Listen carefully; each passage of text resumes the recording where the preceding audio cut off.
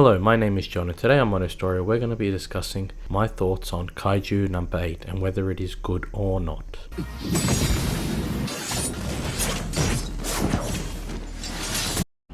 Damn! Now this episode will contain spoilers, so if you are currently watching the anime, just be warned that if you do go on ahead there will be spoilers in today's episode. The story starts off with our main character known as Kafka, and his goal is to eliminate and destroy all kaijus. However, he is in a position where his job is to clean and dispose of dead kaijus after they've been eliminated by the defense forces. However, an accident occurs where he is chased by a kaiju and he is then sent to the hospital where a kaiju enters his mouth.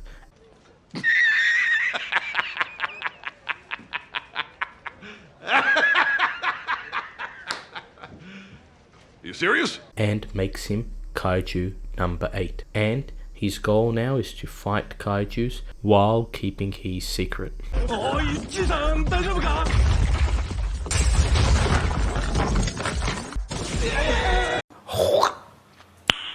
Nice. Now, what makes Kaiju number 8 such a gripping story? Well, first off, we have Kafka becoming a kaiju. What and how did this happen? We know it's from another kaiju, but what is this kaiju and why is this kaiju chose Kafka to be the Kaiju number 8 character that can transform into a kaiju, which as of now, before that had happened, we didn't know that kaiju could be humans. That was the first thing that was interesting about the story.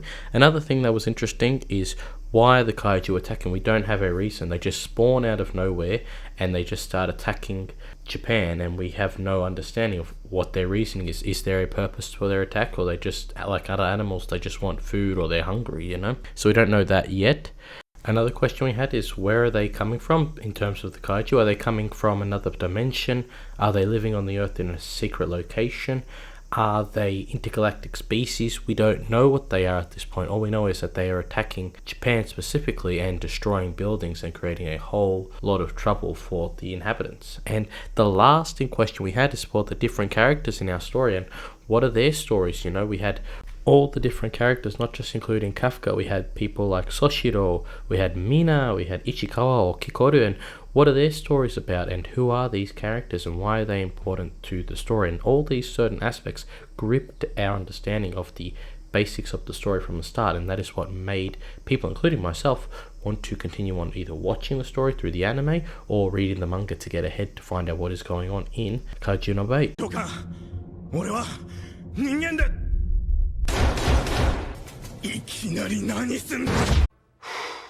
Boy, that escalated quickly. Now, the best and positive things about this story are very simple. The fights were very cool. The chemistry between our characters were very good. I liked Kafka. Kikoru's chemistry was very good. Also with Ishikawa, very nice chemistry, how they would fight with each other, laugh with each other.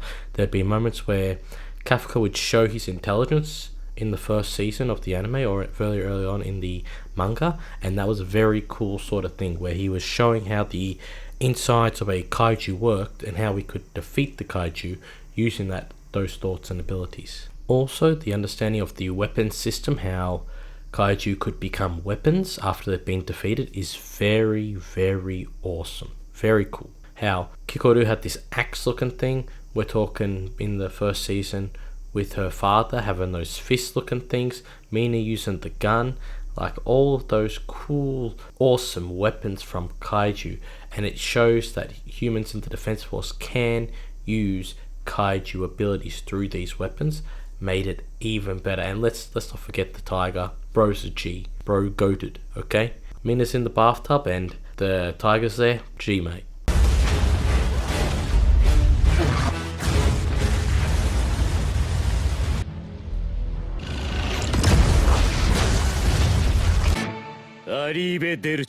Now, why on the internet and for lots of people, including myself, was there a drop-off from Kaiju number 8 through the manga? And what has happened that caused this drop-off? Well, let's start off with the main and biggest problem I have with the manga and anime. There is no reason for the kaiju to attack. It is as basic as drinking water. They're attacking because they just want to stop the humans, or they don't like humans. Now, I understand if they're not sentient kaiju, then that makes sense. But we have two kaiju that can speak like humans, walk like humans, and they have sentient thought. Now, my opinion is Godzilla, he doesn't have a reason to be having any reason to attack. He just attacks because he wants to attack. And he wants to, in the case of some movies, protect his children, or her children, because it's technically a her. But in Kaiju number 8, if I see something that's sentient, I have the idea they're attacking for more than just hating humans and they want to be in charge of the world. It doesn't make sense. Why are they trying to stop all humans? They could come up with a solution. They could come up with a treaty, a way to bargain with the humans, talk with them. I understand that some of them, like Hikoda's father, ain't hearing none of that. But, I mean, Kafka would have tried, Mina would have tried, someone would have tried. I understand that they wanted revenge. That makes total sense. But would they have rathered the cost of all of these human lives if they could have just solved their problem through communication? And if they had a motive, they could probably try solve the motive of the kaiju through the means of communication. Instead, no, the kaiju is like, I want to be this strong guy who stops the humans. I don't like humans because of the Edo period war we had and something like that. And now I'm here, erase all humans. Like, that is basic. He should have just been a Godzilla character and we would have been more excited than some big ass talking kaiju with no other motive than just to get rid of humans. What a waste of character. Absolute waste of a goddamn storyline right there. The next point everyone talks about, let's be honest here, it's Kaiju number 8. It's about Kafka, okay? What backstory do we get of this guy other than learning about him and Mina? That was it. We learn more about Soshiro and Kikoru and their whole entire family backstory than anything to do with Kafka and his whole entire life. I don't even meet his parents. I don't even know who he is. All I know is that he failed an exam and that he's now fighting the kaiju because they killed his parents. What type of character is this? Because he's now cleaning, that's the only thing we know about it. Like, get out of here. Tell me something about this character. Did he have struggles at school as a kid? Was he weak as a kid? Was he strong as a kid? Was he someone with who admired Mina at a time and Mina and him didn't communicate and they became friends through school, or something happened before the kaiju attack and the kaiju attack exemplified that situation? Nah, he's just a regular guy doing cleaning who wants to fight kaiju and he failed the test and now he's cleaning up kaiju until he gets accepted into the academy to build this defense force to become a kaiju hunter, and then he'll fight kaiju and that's it. That's the backstory of Kafka. It's Kaiju number 8. Okay, it should have been called Kaiju Who?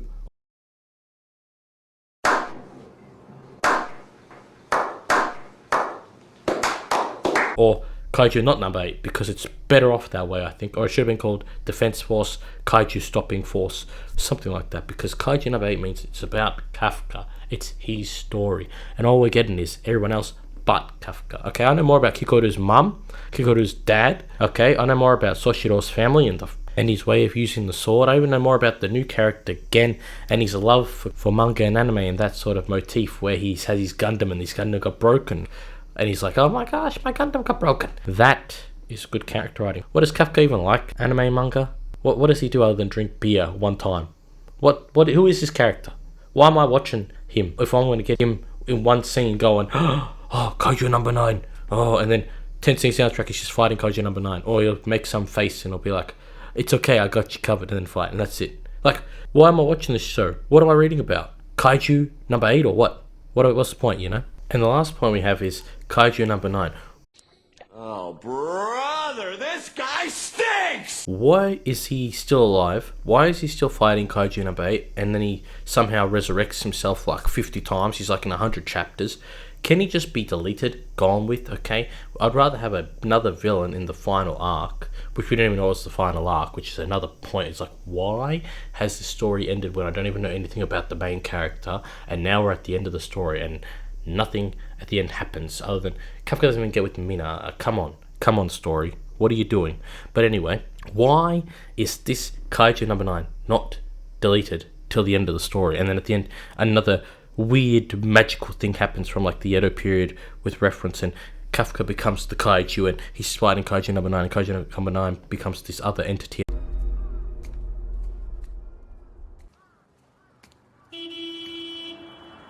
Oi, 聞いてんのか? 早くどけ。あ？なんだよ。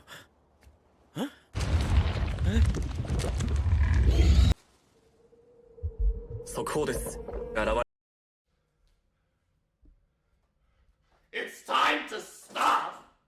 It's time to stop, okay? and then he beats the other entity, and then it's all happy, and everyone's just dealing with kaiju like nothing happened. Like, it's just normal. Like, get the hell out of here. What a waste of a story right there.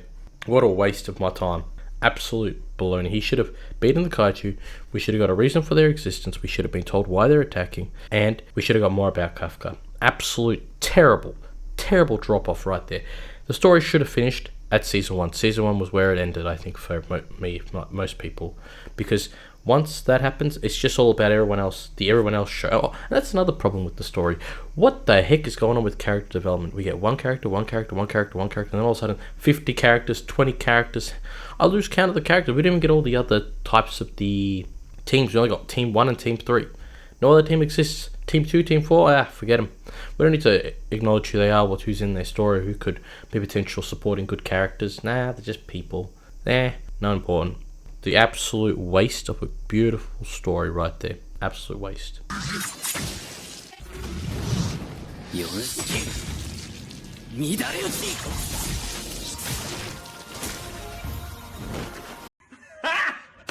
Got him! I remember watching the first season of Kaiju No. 8 and being like, wow, this is an amazing story. And when that end credit scene would come in and he's just sitting there reading the book, and you're like, that was awesome.